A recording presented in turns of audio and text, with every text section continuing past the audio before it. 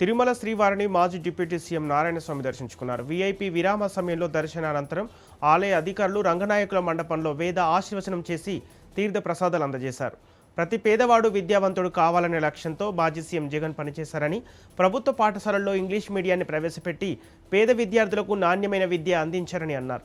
ప్రజల సంక్షేమం కోసం గత ప్రభుత్వం చూపిన తపన ప్రస్తుత కూటమి ప్రభుత్వానికి రావాలని ఆకాంక్షించారు.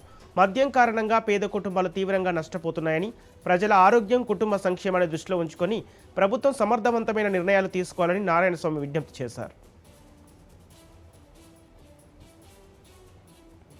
తిరుమలలో వర్షం దంచుకొట్టింది. వానతో భక్తులకు వేసవి తాపం నుండి ఉపశమనం కలిగినట్లయింది.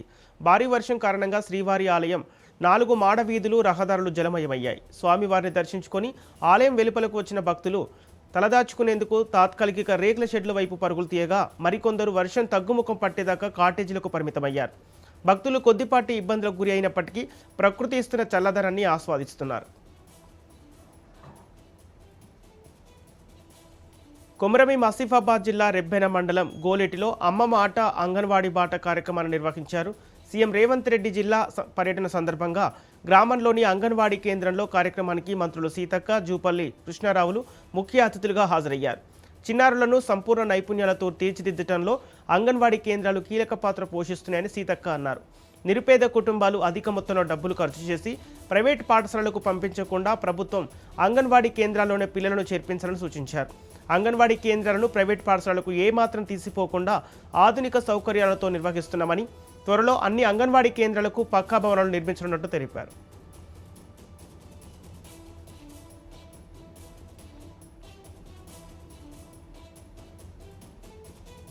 పశ్చిమ గోదావరి జిల్లా పాలకొల్లు నియోజకవర్గంలో ఎన్టీఆర్ భరోసా పెన్షన్ను మంత్రి నిమ్మల రామనాయుడు లబ్ధిదారులకు అందజేశారు. కూటమి ప్రభుత్వం అధికారంలోకి వచ్చిన మొదటి నెల నుంచే పెన్షన్ రెట్టింపు చేసి అందిస్తున్నామని అన్నారు. గత వైసీపీ ప్రభుత్వంలో వృద్ధులు, వితంతువులకు పెంచుతామన్న 1000 రూపాయలు 5 ఏళ్లు పట్టిందని తెలిపారు. కూటమి ప్రభుత్వం అధికారంలోకి వచ్చి ఏడాదిలోపే డిఎస్సి ద్వారా 16,000 ఉపాధ్యాయ పోస్టులను భర్తీ చేసి వారి జీవితాల్లో వెలుగును నింపిందన్నారు. అధికారంలో ఉన్నప్పుడు ఉద్యోగాలు ఊతే ఎత్తని వైసీపీ నాయకులు అధికారం కోల్పోయాక మతిస్థిమిత లేని మాటలు మాట్లాడుతున్నారని ఆరోపించారు. తెలంగాణ జాతీయ మజ్దూర్ యూనియన్ ఆధ్వర్యంలో టీజీఎస్ ఆర్టీసీ ఉద్యోగులు ఇందిరా పార్కు ధర్నా చౌక్లో మహాదీక్ష నిర్వహించారు. రేపు తెలంగాణ ఆవిర్భావ దినోత్సవాన్ని పురస్కరించుకొని చేపట్టిన ఈ దీక్షలో పెద్ద సంఖ్యలో ఉద్యోగులు పాల్గొన్నారు. టీజీఎస్ ఆర్టీసీని పూర్తిగా ప్రభుత్వంలో విలీనం చేయాలని ప్రభుత్వాన్ని డిమాండ్ చేశారు. విలీనం అంశంపై ప్రభుత్వం స్పష్టమైన ప్రకటన చేయాలని, ఉద్యోగుల భవిష్యత్తు దృష్ట్యా త్వరితగతిన నిర్ణయం తీసుకోవాలని యూనియన్ నాయకులు కోరారు. అదేవిధంగా విలీనం ప్రక్రియపై స్పష్టత ఇచ్చిన అనంతరం సంస్థలో ఎన్నికలు నిర్వహించాలని అన్నారు. ప్రభుత్వం తక్షణమే స్పందించి ఉద్యోగుల డిమాండ్లను పరిష్కరించాలని టీజేఎంయూ నేతలు విజ్ఞప్తి చేశారు.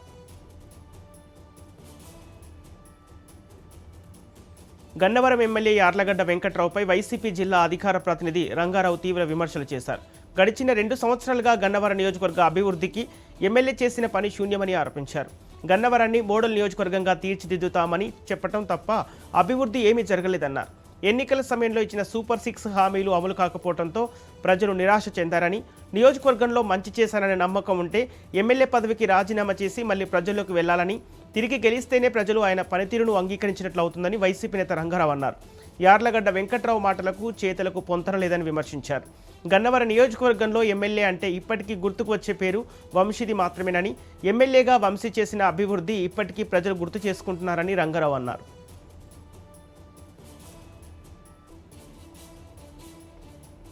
ఖమ్మం నగరంలో నిర్మిస్తున్న మున్నేరు రిటైనింగ్ వాల్ నిర్మాణ పనులను మంత్రి తుమ్మల నాగేశ్వరరావు పరిశీలించారు. 2 ఏళ్ల కిందట మున్నేరు వరదలకు తీవ్ర నష్టం చవిచూశామని, ఇప్పటికే దాదాపుగా నిర్మాణ పనులు పూర్తవగా 240 మీటర్ల పనులు పెండింగ్లో ఉందని మంత్రి తుమ్మల అన్నారు. వెంటనే మిగిలిన పనులు పూర్తి చేయాలని అధికారులను ఆదేశించారు. జూలై, ఆగస్టులో మున్నేరుకు వస్తే వరదలను దృష్టిలో ఉంచుకొని ప్రజలకు నష్టం లేకుండా వచ్చే ఏడాది జూన్లోగా పనులు పూర్తి చేస్తామని తెలిపారు. ముందు జాగ్రత్త చర్యగా ఖమ్మం నగరానికి 2 వైపులా వరద నీరు ప్రవేశించకుండా రిటైనింగ్ వాల్ నిర్మాణం పూర్తి చేస్తున్నామన్నారు.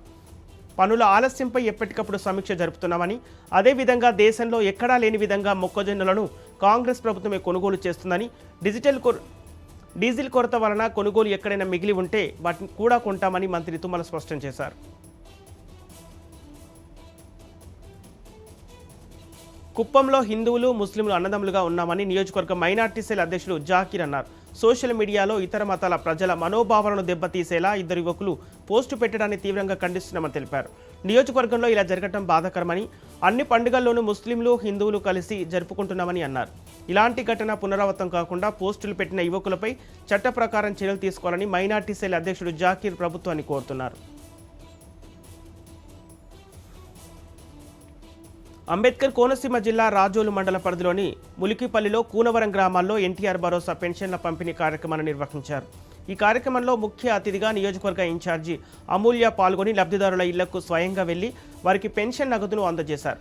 పెన్షన్ల పంపిణీ సందర్భంగా వృద్ధులు, వితంతువులు, దివ్యాంగులతో ఆమె ఆత్మీయంగా ముచ్చటించి వారి యోగక్షేమాలు అడిగి తెలుసుకున్నారు. అర్హులైన ప్రతి ఒక్కరికి ప్రభుత్వం అండగా ఉంటుందని, సమస్యల పరిష్కారానికి కృషి చేస్తానని లబ్ధిదారులకు నియోజకవర్గ ఇన్ఛార్జి అమూల్య భరోసా ఇచ్చారు. ఈ కార్యక్రమంలో స్థానిక టీడీపీ నాయకులు, కార్యకర్తలు, గ్రామస్తులు పెద్ద సంఖ్యలో పాల్గొన్నారు. కృష్ణా జిల్లా గన్నవరం నియోజకవర్గ పరిధిలోని ఉంగుటూరు గ్రామంలో ఎన్టీఆర్ భరోసా పెన్షన్ల పంపిణీ కార్యక్రమంలో ఎమ్మెల్యే యార్లగడ్డ వెంకట్రావు పాల్గొన్నారు. ఇంటింటికి వెళ్లి లబ్ధిదారులకు పెన్షన్లు నేరుగా అందజేసి వారి ఆరోగ్య పరిస్థితులపై ఆరా తీశారు. గన్నవరం నియోజకవర్గంలో మొత్తం 40,521 మంది లబ్ధిదారులకు పెన్షన్ల రూపంలో ప్రభుత్వం ఆర్థిక సహాయం అందజేస్తుందని ఎమ్మెల్యే తెలిపారు. నియోజకవర్గంలో పరిశ్రమలు తీసుకొచ్చి నిరుద్యోగ యువతకు ఉపాధి అవకాశాలు కల్పించడమే తమ ప్రధాన లక్ష్యమని, ఉంగుటూరు గ్రామాన్ని ప్రత్యేకంగా అభివృద్ధి చేస్తామని హామీ ఇచ్చారు. గ్రామంలో ఉన్న చిన్న చిన్న సమస్యలను పరిష్కరించేందుకు చర్యలు తీసుకుంటున్నామని యార్లగడ్డ స్పష్టం చేశారు.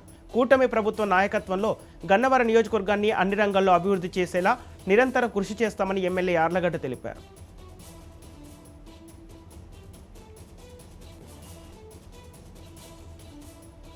జనగామ జిల్లాలో భారీగా గంజాయి పట్టుబడింది. జిల్లాలోని బచ్చన్నపేట మండల కేంద్రంలోని పోలీసులు తనిఖీల్లో భాగంగా పక్కా సమాచారంతో ఆర్టీసీ బస్సులో 14 కిలోల గంజాయిని స్వాధీనం చేసుకున్నారు. తరలిస్తున్న నిందితులను అదుపులోకి తీసుకొని విచారణ చేపట్టారు. ఈ గంజాయి ఎక్కడి నుంచి వచ్చింది, ఎవరికి సరఫరా చేయాలనే కోణంలో పోలీసులు దర్యాప్తు చేస్తున్నారు. మాదక ద్రవ్యాల రవాణా, వినియోగంపై నిఘా ముమ్మరం చేశారని, సమాచారం ఇచ్చిన వారి వివరాలు గోప్యంగా ఉంచుతామని తెలిపారు పోలీసులు.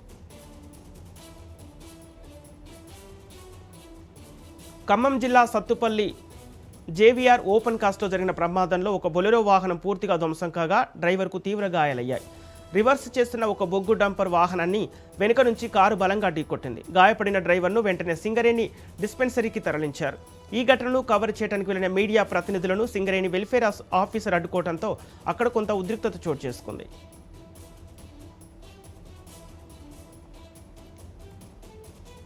తెలంగాణ ప్రాంత సన్నాయికుల వాయిద్య కళాకారులకు దేవాదాయ శాఖలో అన్యాయం జరుగుతుందని వాయిద్య కళాకారుల సంఘం ఆందోళన వ్యక్తం చేసింది. దేవాదాయ శాఖ అధికారుల వైఖరికి నిరసనగా అబిడ్స్ బొగ్గులకుంటలోని ఎండోమెంట్ కమిషనర్ కార్యాలయం ముందు కళాకారులు సన్నాయి వాయిద్యాలు వాయిస్తూ నిరసన తెలిపారు.